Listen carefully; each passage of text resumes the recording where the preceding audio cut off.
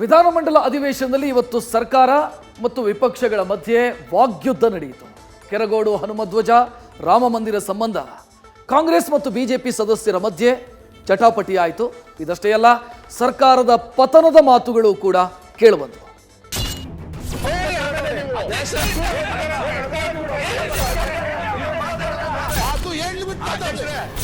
FIR ಹಾಕಿದ್ದಾರೆ.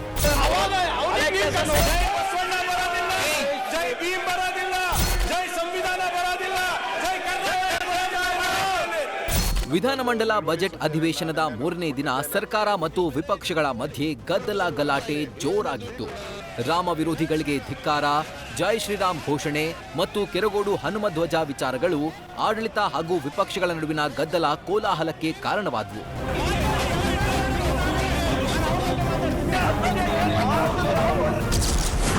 ವಿಧಾನಸಭೆಯಲ್ಲಿ ಮಾರ್ಧನಿಸಿದ ಹನುಮಧ್ವಜ ಗಲಾಟೆ. ವಿರೋಧ ಪಕ್ಷ, ಆಡಳಿತ ಪಕ್ಷದ ಸದಸ್ಯರ ಮಧ್ಯೆ ಜಟಾಪಟಿ. ರಾಜ್ಯಪಾಲರ ಭಾಷಣ ಮತ್ತು ರಾಜ್ಯದ ಕಾನೂನು ಸುವ್ಯವಸ್ಥೆ ಬಗ್ಗೆ ವಿಪಕ್ಷ ನಾಯಕ ಆರ್ ಅಶೋಕ್ ಸದನದಲ್ಲಿ ಮಾತನಾಡ್ತಿದ್ರು. ಈ ವೇಳೆ ಕೆರಗೋಡು ಹನುಮಧ್ವಜ ತೆರವು ವಿವಾದದ ಬಗ್ಗೆ ಆರ್ ಅಶೋಕ್ ಪ್ರಸ್ತಾಪ ಮಾಡ್ತಾ ಇದ್ದಂತೆ ಜೋರು ಗದ್ದಲ ಶುರುವಾಯಿತು. ಸಚಿವ ಚಲುವರಾಯಸ್ವಾಮಿ ಮತ್ತು ವಿಪಕ್ಷ ನಾಯಕ ಆರ್ ಅಶೋಕ್ ಮಧ್ಯೆ ಏರು ಧ್ವನಿಯಲ್ಲೇ ವಾಗ್ವಾದ ನಡೆಯಿತು. ಇದರ ಮಧ್ಯೆ ಶಾಸಕ ಗಣಿಗ ರವಿ ಮತ್ತು ಶಾಸಕಿ ನಯನಾ ಮೋಟಮ್ಮ ಉರಿಯುವ ಬೆಂಕಿಗೆ ಮತ್ತಷ್ಟು ತುಪ್ಪ ಸುರಿಯುವಂಥ ಮಾತುಗಳನ್ನಾಡಿದ್ರು. ಕೆರಗೋಡು, ಮಂಡ್ಯದ ಕೆರಗೋಡು, ಅಲ್ಲಿ ನಾನು ಹೋಗಿದ್ದೆ, ಅಲ್ಲಿ ಭೇಟಿ ಮಾಡಿದ್ದೆ. ಹನುಮ ದೇವಸ್ಥಾನ ಇದೆ ಅಲ್ಲಿ.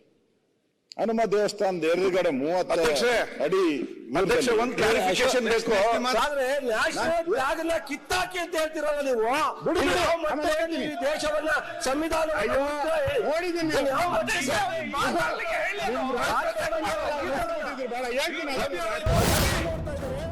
ಈ ವೇಳೆ ಮಧ್ಯಪ್ರವೇಶಿಸಿದ ವಿಧಾನಸಭೆ ಸ್ಪೀಕರ್ ಯುಟಿ ಖಾದರ್ ರಾಷ್ಟ್ರಧ್ವಜಕ್ಕೆ ಅವಮಾನ ಮಾಡಿದ್ರೆ ಅವರಿಗೆ ಜೈಲಿಗೆ ಹಾಕಿ, ಆದರೆ ವಿರೋಧ ಪಕ್ಷದ ನಾಯಕರು ಏನ್ ಹೇಳ್ತಾರೆ ಅನ್ನೋದನ್ನ ತಾಳ್ಮೆಯಿಂದ ಕೇಳಿಸಿಕೊಳ್ಳುವಂತೆ ಆಡಳಿತ ಪಕ್ಷದ ಶಾಸಕರಿಗೆ ಬುದ್ಧಿಮಾತು ಹೇಳಿದ್ದಾರೆ. ಪ್ರತಿಪಕ್ಷ ನಾಯಕರು ಅವರು ರಾಜ್ಯಪಾಲ ಒಂದನೇ ನಿರ್ಣಯ ಮತ್ತು ಲಾ ಅಂಡ್ ಆರ್ಡರ್ ಬಗ್ಗೆ ಅವರು ಮಾತಾಡ್ತಾ ಇದ್ದಾರೆ.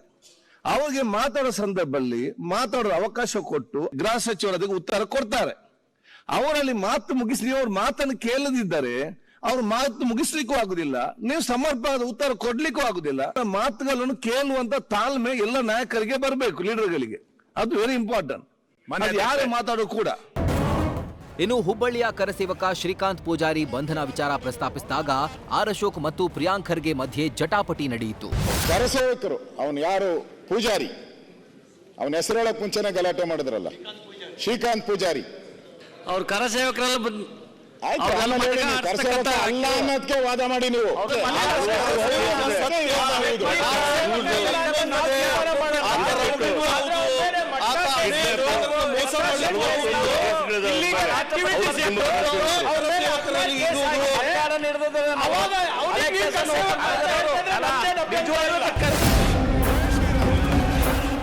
ಇನ್ನು ವಿಧಾನಸಭೆಯಲ್ಲಿ ರಾಮ ಮಂದಿರ ವಿಚಾರವೂ ಪ್ರಸ್ತಾಪವಾಯಿತು. ರಾಮ ಮಂದಿರ ಉದ್ಘಾಟನೆಗೆ ರಾಷ್ಟ್ರಪತಿಯನ್ನ ಯಾಕೆ ಆಹ್ವಾನ ಮಾಡಿಲ್ಲ ಎಂದು ಕಾಂಗ್ರೆಸ್ ಸದಸ್ಯರು ಪ್ರಶ್ನಿಸಿದ್ರು. ಈ ವೇಳೆ ಆಡಳಿತ ಹಾಗೂ ವಿಪಕ್ಷ ಸದಸ್ಯರ ನಡುವೆ ಮಾತಿನ ಜಟಾಪಟಿ ನಡೆಯಿತು.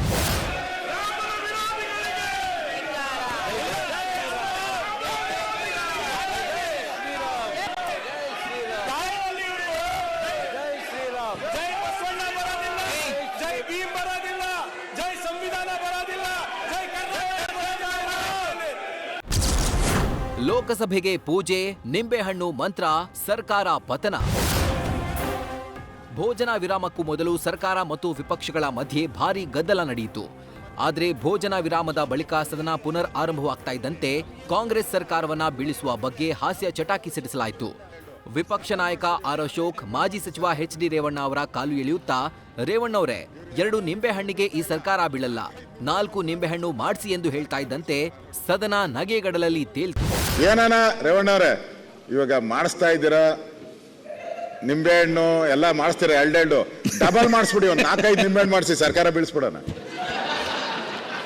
ಇವ್ರು 2 ನಿಂಬೆಹಣ್ಣಿಗೆ ಬೀಳ್ತಾ ಇಲ್ಲ, ಒಂದು 4-5 ನಿಂಬೆಹಣ್ಣು ಮಂತ್ರ ಮಾಡಿಸ್ಬಿಟ್ರೆ ಸರ್ಕಾರ ಬೀಳಿಸ್ಬಿಡೋಣ. ನೋಡಿ, ಇರ್ಬೇಕು ಅನ್ನೋದು, ನಿಮ್ಗೆ ಏನಾದ್ರು ಬೀಳಿಸ್ಬೇಕು ಅನ್ನೋದ್ರೆ ಬೀಳಿಸಿ, ನಾವೇನು ಬೇಡ ಅನ್ನಲ್ಲ. ವಾಹನ ಸವಾರರಿಗೆ ಗುಡ್ ನ್ಯೂಸ್ ನೀಡಿದ ಸಾರಿಗೆ ಸಚಿವ. ಒಂದೆಡೆ ವಿಧಾನಸಭೆಯಲ್ಲಿ ಗದ್ದಲ ಜಟಾಪಟಿ ಹಾಸ್ಯ ಇದ್ರೆ ಮತ್ತೊಂದು ಕಡೆ ವಿಧಾನ ಪರಿಷತ್ನಲ್ಲಿ ಸಾರಿಗೆ ಸಚಿವ ರಾಮಲಿಂಗಾರೆಡ್ಡಿ HSRP ನಂಬರ್ ಪ್ಲೇಟ್ಗೆ ಗಡುವು ವಿಸ್ತರಣೆ ಮಾಡುವುದಾಗಿ ವಾಹನ ಸವಾರರಿಗೆ ಗುಡ್ ನ್ಯೂಸ್ ನೀಡಿದ್ರು. ಇದು ಕೇಂದ್ರ ಸರ್ಕಾರ ಮತ್ತು ಸುಪ್ರೀಂ ಕೋರ್ಟ್ ಡೈರೆಕ್ಷನ್ಸ್ ಪ್ರಕಾರ ದೇಶದ ಎಲ್ಲ ಭಾಗದಲ್ಲೂ ಆಗೋಗಿದೆ. ನಮ್ಮಲ್ಲೇ ಸ್ವಲ್ಪ ತಡವಾಗಿ ಪ್ರಾರಂಭ ಆಯಿತು. ಮತ್ತು ಇದನ್ನು ಮುಂದಕ್ಕೆ ಹಾಕಬೇಕಾಗುತ್ತೆ. ಇನ್ನೊಂದು 3 ತಿಂಗಳು ಮುಂದಕ್ಕೆ ಹಾಕೋಣ. ಆ್ಯಸ್ ಇಟ್ ಈಸು ಪಾರದರ್ಶಕವಾಗಿದೆ. ಆಮೇಲೆ ಎಲ್ಲೂ ಕೂಡ ಕ್ಯಾಶ್ ಟ್ರಾನ್ಸಾಕ್ಷನ್ ಇಲ್ಲ, ಎಲ್ಲ ಆನ್ಲೈನಲ್ಲೇ ಮಾಡಬೇಕಾಗಿದೆ. ಆದರೂ ಮಾನ್ಯ ಸದಸ್ಯರು ಹೇಳಿದ್ದು ನಾನು ಗಮನದಲ್ಲಿ ಇಟ್ಕೊಂಡು ಆ ಥರ ಫೇಕ್ ಏನೇನು ಇದ್ದರೆ ಅದಕ್ಕೆ ತಡೆಯುವಂಥ ಕೆಲಸ ಮಾಡ್ತೀನಿ. ಒಟ್ಟಾರೆ ಅಧಿವೇಶನದ 3ನೇ ದಿನ ಕಲಾಪ ಗದ್ದಲ ಗಲಾಟೆಯಲ್ಲೇ ಬಹುತೇಕ ಕಳೆದು ಹೋಯಿತು. News first bureau. News first ನಿರ್ಭೀತಿಯಿಂದ ನಿಮ್ಮ ಪರವಾಗಿ.